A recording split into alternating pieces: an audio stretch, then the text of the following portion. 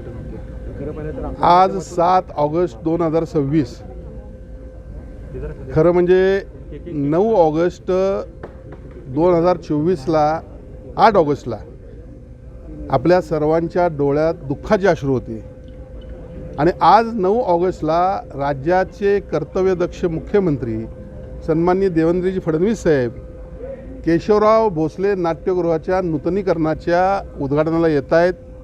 हे आमच्या दृष्टीनं अत्यंत महत्त्वाचा दिवस, कारण मला अजूनही आठवतं 8 ऑगस्ट 2024ला ज्या वेळेला केशवराव भोसले नाट्यगृह जळीतग्रस्त झालं त्यावेळी आयुक्त होत्या आणि लोकप्रतिनिधीपैकी मी पहिल्यांदा त्या ठिकाणी पोचलो. कळत नव्हतं काय करावं. तातडीनं साहेबांना मेसेज केला. साहेब म्हणले तातडीनं निधी जाहीर कर. माझ्याकडे शिल्लक असलेला 10 कोटी रुपये मी निधी जाहीर केला, पण साहेब म्हणलं निधी जाहीर करून होत नाही. ज्या पद्धतीनं मुंबईला मराठा नाट्य मंदिर असेल, आमचं पुण्याचं असेल, ठाण्याचं रंगनाथन असेल, अशा पद्धतीनं एक वेगळी संस्कृती, एक वेगळं छत्रपती शाहू महाराजांनी निर्माण केलेलं हे नाट्यगृह आहे आणि आपल्याला या ठिकाणी आपल्याला यावं लागेल. राज्याचे कर्तव्यदक्ष मुख्यमंत्री म्हणून सन्माननीय एकनाथजी शिंदे साहेब हे आग्र्यावरून तातडीनं कोल्हापूरला रवाना झाले. दुसऱ्या दिवशी दुपारी 4ला ते आले आणि त्यांनी 25 कोटी रुपये यासाठी मंजूर केले. आज त्यावेळी ते तत्कालीन मुख्यमंत्री होते. मला या ठिकाणी कैलासवासी अजितदादा पवार यांचं देखील नाव घ्यावं लागेल. त्यानंतर अर्थमंत्री ते झाले. अर्थमंत्री झाल्यानंतर त्यामध्ये नियोजनमधून हे निधी देण्यात आला, त्यामध्ये देखील त्यांचा मोठा वाटा होता. आणि सगळ्यात कळस बसवण्याचं जर काम कुणी केलं असेल तर जी काही कामं आज सन्माननीय मुख्यमंत्र्यांच्या उपस्थितीमध्ये 9 ऑगस्टला उद्घाटन होत आहेत त्यामध्ये प्रमुख जे काम आहे ते आपल्या सगळ्या कलाकारांच्या, आपल्या सर्वांच्या, रंगकर्मियांच्या ज्या भावना ज्याच्याशी होत्या, हे केशवराव भोसले नाट्यगृहाचं उद्घाटन, त्याचबरोबर छत्रपती शाहू महाराजांच्या समाधीस्थळाचं उद्घाटन, त्यानंतर 19 आणि 21/2000ला जो पूर कोल्हापूर जिल्ह्यामध्ये आला, हजारो कोटीचं नुकसान झालं, त्यासाठी 3200 कोटीचा पूर नियंत्रण प्रकल्प, त्याचबरोबर हॉकी स्टेडियम, त्याचबरोबर पार्किंगचं काही आहे, अशा अनेक गोष्टी, म्हणजे रंकाळा केवढा सुंदर झालेला आहे. या सगळ्या गोष्टीसाठी सन्माननीय मुख्यमंत्री 9 तारखेला येत आहेत.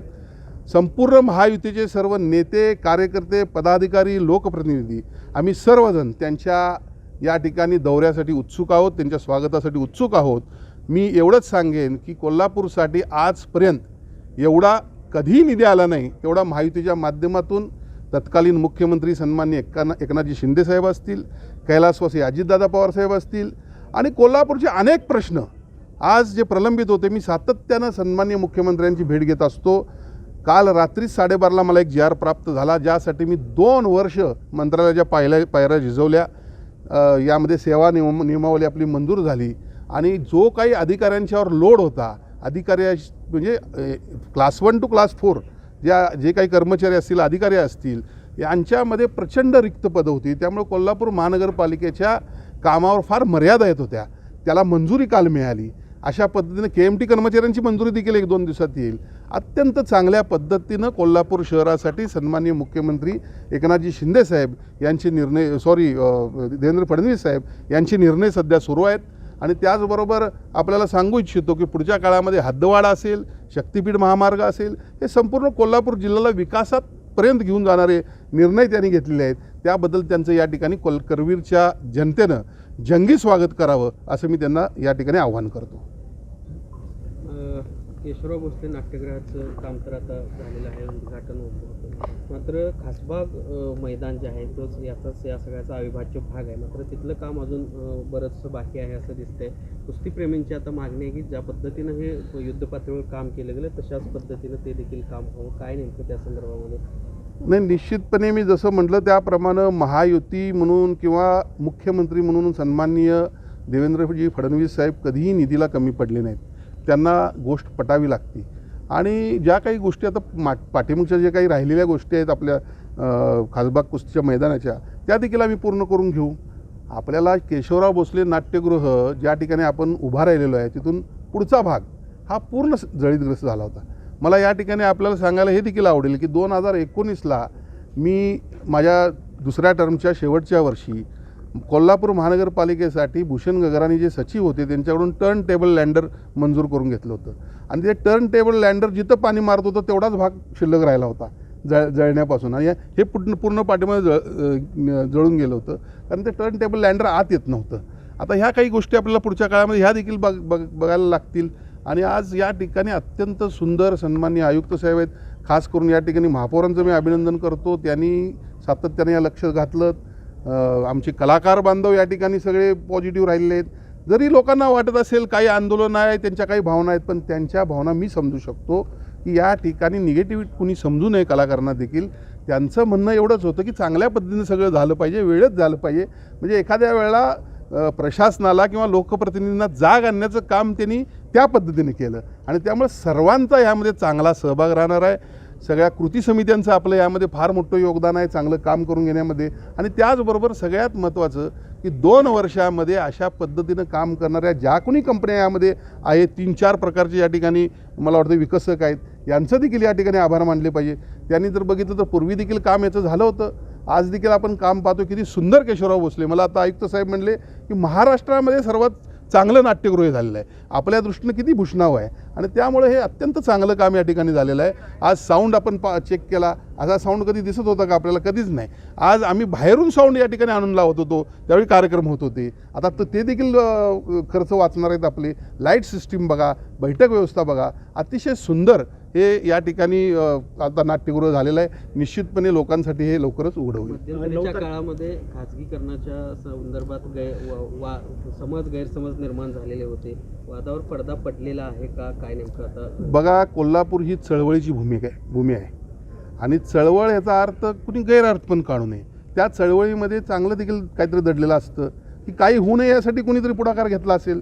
या ठिकाणी केशवराव भोसले नाट्यगृहाचं खाजगीकरण होणार नाही हे आयुक्तांनी आपल्याला वेळोवेळी स्पष्ट केलेलं आहे आणि त्यावर आम्ही सर्वजण स्टिकअप आहोत. हे छत्रपती शाहूरायांची ठेवा आपला आहे. या ठिकाणी कुठली कमर्शियल ॲक्टिव्हिटी व्हायला नाही पाहिजे पण हे चालवलं पण पाहिजे. आपली महापालिका ड वर्ग आहे त्या दृष्टीने काही गोष्टी आपल्याला त्यामध्ये कराव्या लागतील पण त्यामध्ये खाजगीकरणाचा विषय राहणार नाही की कुणाला तरी हे विकले, कुणाला तरी 50 वर्षांनी दिले, 60 वर्षांनी दिले. मला वाटतं आयुक्त साहेब असा विषय कधीच राहणार नाही. आमची सातत्याने चर्चा सुरू आहे. 9 तारखेचा मुख्यमंत्र्यांचा दौरा कसा आहे, काय प्लॅनिंग आहे? सन्माननीय मुख्यमंत्री महोदय सकाळी 10 वाजता एअरपोर्टला येतील. मला आत्तापर्यंतची माहिती आहे त्याप्रमाणे पहिला कार्यक्रम आष्ट्याला असेल. आष्ट्यावरून कार्यक्रम झाल्यानंतर ते दुपारी पोलिसांच्या निवासस्थानाच्या उद्घाटनाला येतील. तिथून CPRला जातील. CPRमधून छत्रपती शाहू महाराजांच्या समाधीस्थळाकडे जातील. समाधीस्थळावरून ते येतील केशवराव भोसले नाट्यगृहामध्ये. इथला कार्यक्रम झाल्यानंतर ते प्रायव्हेट हायस्कूलला सभा जाहीर होईल आणि त्यानंतर कागलला छत्रपती शाहू महाराजांच्या स्मारकाचं एक त्या ठिकाणी उद्घाटन आहे. ते करून मग पुन्हा डायरेक्ट ते एअरपोर्टला जातील. या सर्व कार्यक्रमांमध्ये शिवसेना, भारतीय जनता पक्ष, त्याचबरोबर राष्ट्रवादी काँग्रेस, आम्ही सर्वजण आमचे मित्रपक्ष जनसुराज्य असेल, विविध रिपब्लिकन पक्ष आहे, जोगेंद्र कवाडेंचा पीपल्स पार्टी आहे, सर्वजण आम्ही चांगल्या तयारीला लागलेलो आहोत.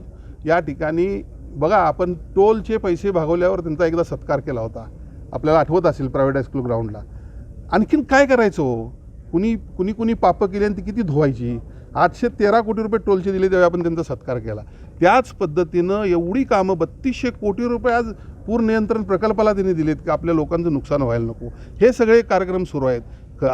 खंडपीठाचं आपल्याकडे सर्किट बेंच आलं. आज शक्तिपीठ महामार्ग येतो आहे. आज IT त्यांनी आपल्याला IT साठी जागा दिलेली आहे. सगळ्या गोष्टींचा एवढ्या मोठ्या प्रमाणात कोल्हापूर शहरात विकास सुरू आहे. निश्चितपणे मला खात्री आहे की हा दौरा अत्यंत यशस्वी होईल.